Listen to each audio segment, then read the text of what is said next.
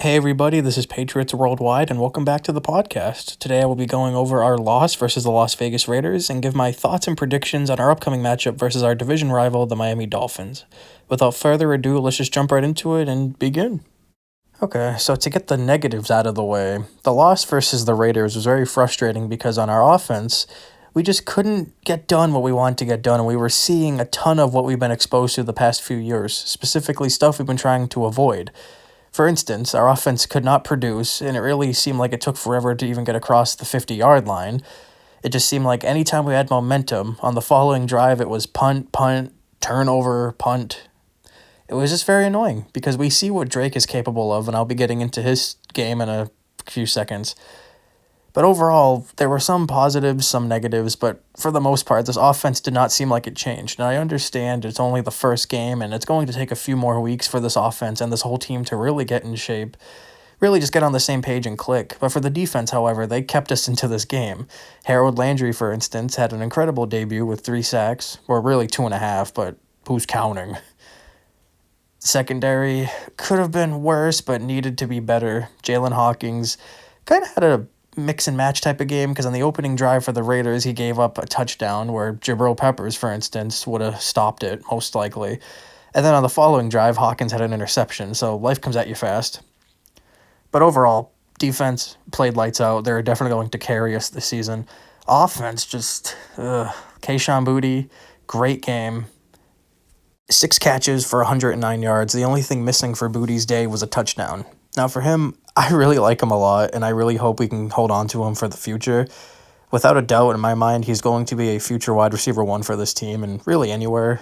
Even before we even drafted him, I always liked him. He was definitely a first-round talent before falling really far down the draft due to just a lot of controversies, and having an injury history doesn't help, but thankfully we got him, and so far he seems to be living up to it. I'm just glad he's a Patriot, and yeah, he gets a A grade in my book for that day. Even a B plus because, again, he was missing a touchdown, but that's not his fault. It's not really anybody's fault. But now I'm going to get into Drake May and just give my 2 cents on the whole topic. To address the elephant in the room, the biggest topic on Sunday's defeat was everybody talking about Drake May and just really giving him a lot of criticism, which I understand, but I don't think people were looking at it from all angles. So, for instance, he threw the ball 46 times, completing 30 passes. Really good. He had 287 yards, 1 touchdown, and 1 interception, which was really unfortunate. However, it did not affect the score sheet at all, and a lot of people were really thinking negatively on that, which, again, I understand. If your quarterback almost has a 300-yard game and completes 66% of his passes, it should result in a win or more points. But, again, a lot of people just really like overreacting, and again, it's part of being a sports fan. We overreact. We expect the best out of all of our players, especially Patriots fans. We've been used to having nothing but the best except for these last few years. But my whole thing with Drake is it's definitely because of Josh McDaniels, at least in my perspective. Because if you recall from last season with Alex Van Pelt, Drake, I'm not going to say he was careless, but he was definitely given a lot more freedom to utilize his abilities. He did a lot of running last year, and he took a lot of big hits, and he really put his body on the line, which at one point against the Jets, and I believe it was a Week 7 matchup last year, Week 8, can't remember specifically. He left the game very early due to a hit in the head, and they were just worried about concussions and all that stuff. Josh McDaniels taught him to be a very conservative player. Drake seemed very skittish. He almost reminded me, I don't know if you ever watched a horse race or the Kentucky Derby, where when there's a horse going into the gate, there's always that one that just looks very antsy and just very frightened, very out of place. That's exactly what Drake looked like to me. He seemed like he knew what he had to do, and he just was too afraid of being aggressive. He didn't want to throw an interception. He didn't want to turn the ball over. Even when he started running, he almost went down immediately. And it wasn't like a traditional quarterback slide. He just fell right to the ground. He just went limp. He looked like an armadillo out there. So I wouldn't be surprised if Josh told him just to tone it back a little bit and just only take the opening when you can see it. He didn't want to throw any deep passes. He didn't want to throw any tight spirals or risk any interceptions like I was alluding to earlier. And then when he finally threw one in the third quarter, I almost thought that was going to rip the Band-Aid off and just be like, all right, I threw one, so it doesn't matter now. But he just didn't seem like he was trying to force the ball like he was last season. So maybe it has a lot to do with Josh's teachings, and it almost seemed like Drake was being very conscientious about his stats. I know in the middle of the game, you're not going to have like a pen and paper taking down every stat, every completion, every touchdown, whatever. And obviously, if you want to win, you got to do what you have to do. And I know he wanted to win. It was obvious every player on that team wanted to win, but he just seemed so out of character. And a lot of people were overreacting. A lot of people are freaking out. I just like to quote Aaron Rodgers, RELAX. We got 16 more games to play. No matter what happens, we're playing all year. So there's no guarantee of the postseason, but every team plays in the regular season. Drake will be fine. Everything will work out. This team will click, and the chemistry will be there. Even Stephon Diggs, he had a good debut. He had 6 catches on 7 targets for about 56 yards. And a lot of people were disappointed because they were expecting him to come right out of the gate and probably catch like 97 passes for 84 touchdowns. I don't know. That's just what a lot of people do when we over-expect a lot of things. I don't even know if over-expecting is a word, but who cares? You know what I'm saying. I just see it as, I'm not sure who originally said this, but you can't be disappointed if you don't have expectations, which is very true. And I'm not saying don't expect anything from this team, whether you want to win or lose. You should always want to win, and you should always root for your team no matter the circumstances. I just see it as these past few years, I personally had a ton of high expectations for these games, be it with Cam, Mac, doesn't matter. I thought every week we were going to go in and light it up, and we were going to relive the dynasty, and we were going to restart a new dynasty. Obviously, that wasn't the case. I'm just exaggerating for a fact here. But at the end of every game, I felt so disappointed and just bummed out because it wasn't what I expected. And even now, I'm not expecting to see more than 2 touchdowns until we actually start to see it. Because, again, you can't win games if you only score 2 touchdowns. But it's not impossible.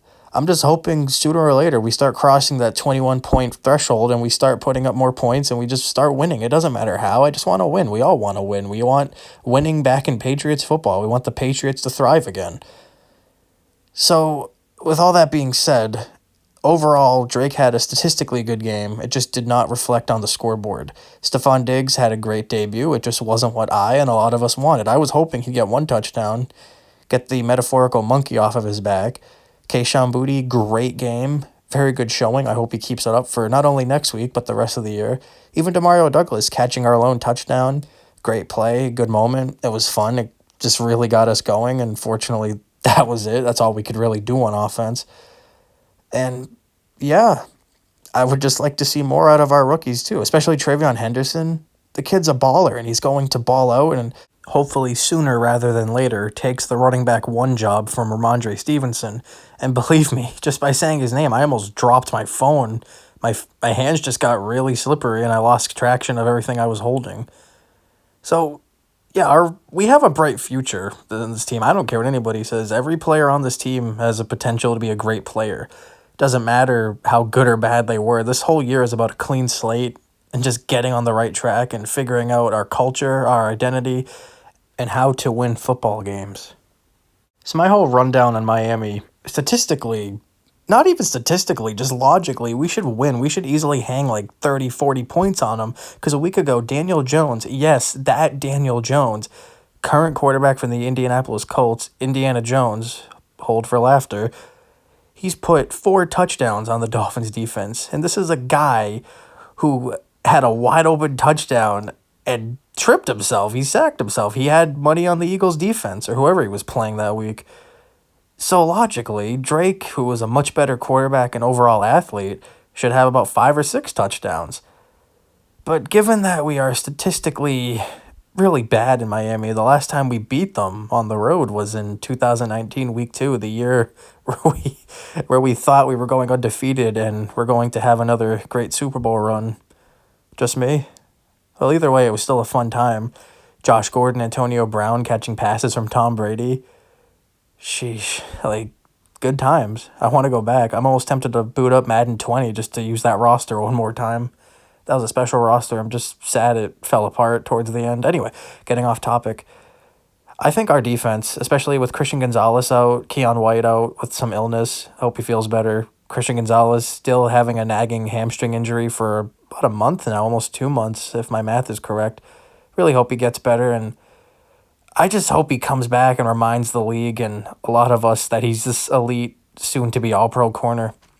He's really special, and his talent, I'm not going to say it's being wasted, but it's just him being sidelined doesn't help, and it doesn't help him have a good look either.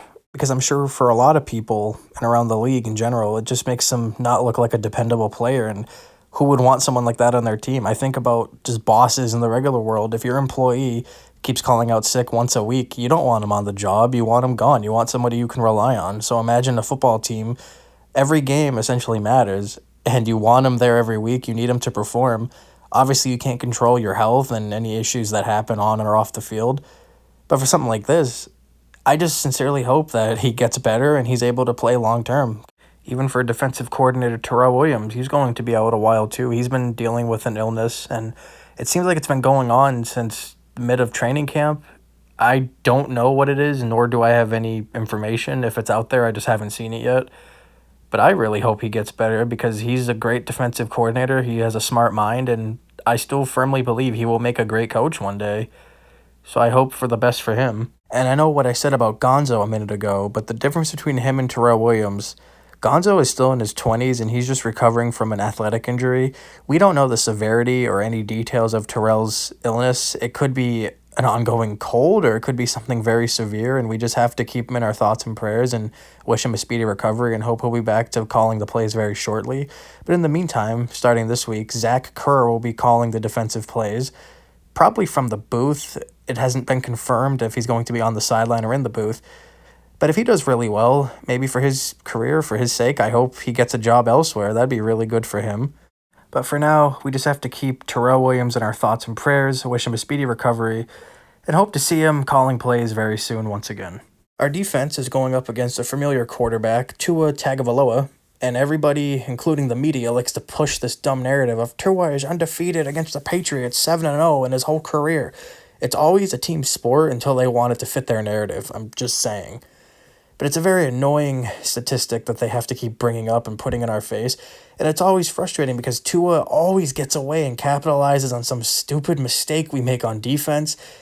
It's just very annoying, and we want this streak to end on Sunday. Logically, we could beat them because Miami doesn't have a pass rush, so our offense can just thrive. Their secondary is really old and torn.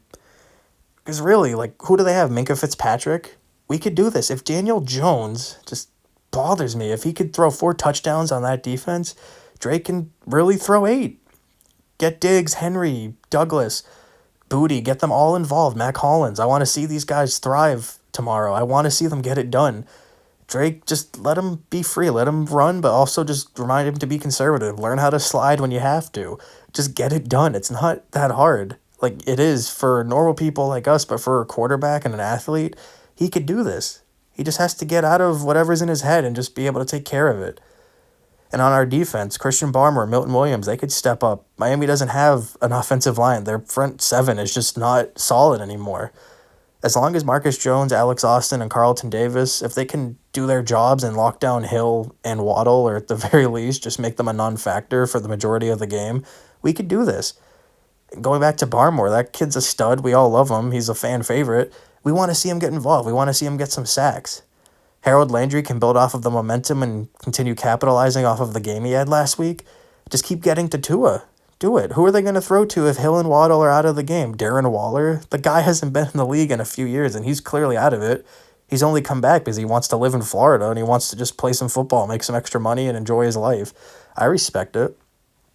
But right now, we are more than capable of winning and beating this team easily.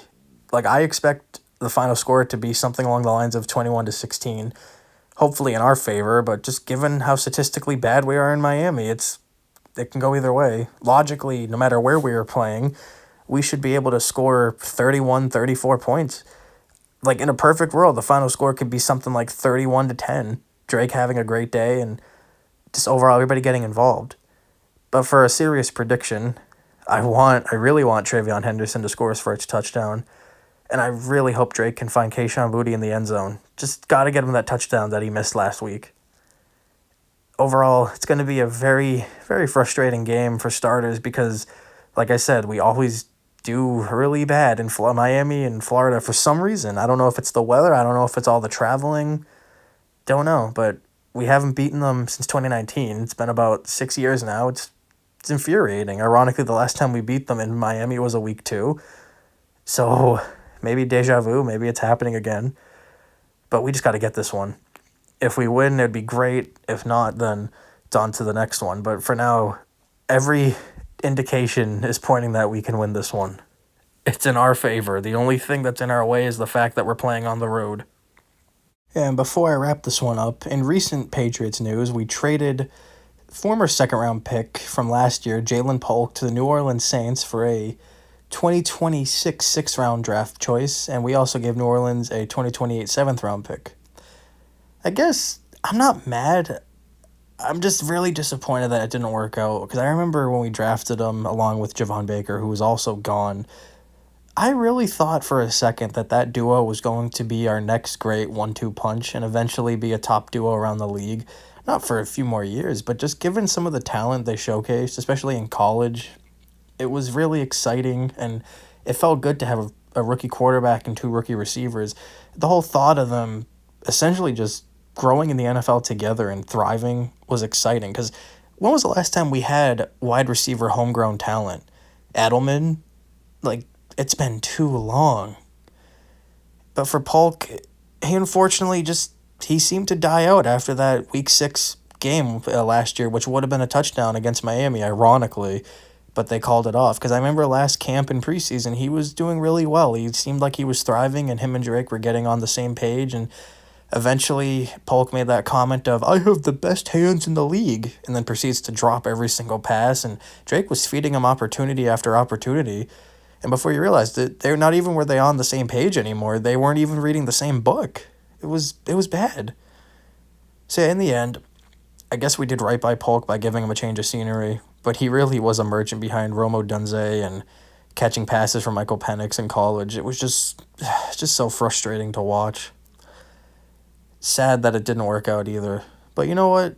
That's life. That's gambling. The draft is one big gamble when you really think about it. But yeah, and then going forward, who knows what we're going to do. But right now our wide receiver room is pretty solid, pretty set. And yeah, okay, I think that pretty much just about covers everything. This was another long one, but thank you all so much for listening. Like, really, I got into a lot of side tangents and just a bunch of rants. But that's what makes these so much fun. This was a fun one to record. As for the game, let's just go in there and win. I know I've been preaching statistics all episode, but I'm going to ignore them right now. Just go in there and win. We're clearly the better team, far and away on paper. Not every position, but it's okay. We can do this. We are more than capable, and that's what's important here. And let's just not necessarily ignore what happened last week, but use that as an example to get the sour taste out of our mouth. And hopefully Drake has a good game and can make up for what he did last week and the essence of the scoreboard. But I hope he has a repeat performance minus the interception. Just hope it leads to more points on the board. Andy Borregales, our rookie kicker, went to college in Miami, so this is a homecoming game for him. Matt Collins was once a Dolphin. That's another homecoming game. I'm sure I'm forgetting a player, but we can do this. Just everybody's got to want to win, and we just have to want it more than Miami does. Again, thank you all so much for listening. Let's go on the road, take care of business, and just get this one done. Let's win this one. And go Pats. Go Pats!